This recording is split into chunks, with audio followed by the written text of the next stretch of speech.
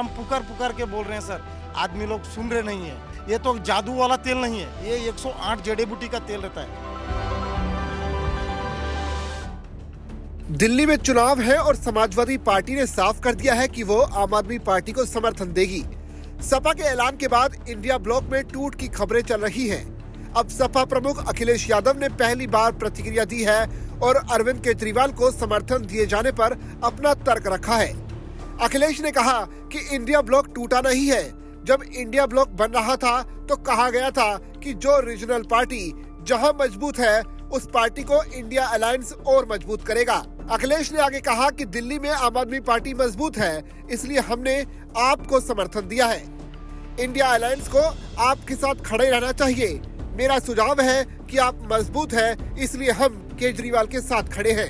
India गठबंधन intact है और मुझे याद है इंडिया गठबंधन जब बन रहा था, बिहार के मुख्यमंत्री नीतीश कुमार जी ने तमाम दलों के नेताओं से बात की। उस समय हमारी पार्टी से भी बात की। उस समय इंडिया गठबंधन के बनते समय यही कहा गया था, जो रीजनल पार्टी जहां मजबूत है उस रीजनल पार्टी को इंडिया गठबंधन मजबूत करेगा। दिल्ली में आप बहुत मजबूत है, इसलिए समाजवादी पार्टी ने आपका समर्थन किया है। जो रीजनल पार्टी बीजेपी से मुकाबला कर रही हैं, हम इंडिया गठबंधन के सभी नेताओं को मिलकर के उनकी मदद करनी चाहिए, उनके साथ खड़े होना चाहिए, क्योंकि दिल्ली में आप कांग्रेस आमने सामने हैं। हमारा सुझाव तो यही है कि आप मजबूत है, इसलिए हम आपके साथ खड़े हैं। लेकिन कांग्रेस इसका पालन करते हुए नजर नहीं आ रही। झूठ बोलते हैं, उसी तरह अरविंद केजरीवाल भी झूठ बोलते हैं।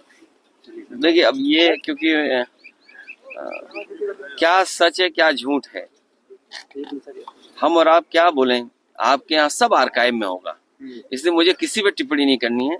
सवाल दिल्ली का है, बीजेपी हारे ये हमारा मकसद है और यही मकसद कांग्रेस का है, यही मकसद समाजवादी पार्टी का, यही मकसद आपका है।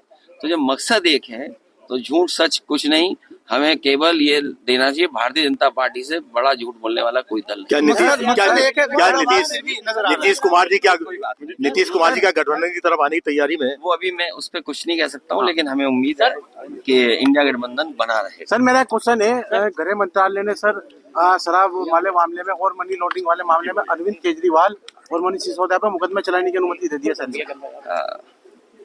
ये सरकारें ऐसी चला करती हैं और सरकारें हमेशा तानाशाही की तरह काम करती हैं। अखिलेश की तरह टीएमसी भी कांग्रेस की बजाय आपके समर्थन में देखी जा रही है।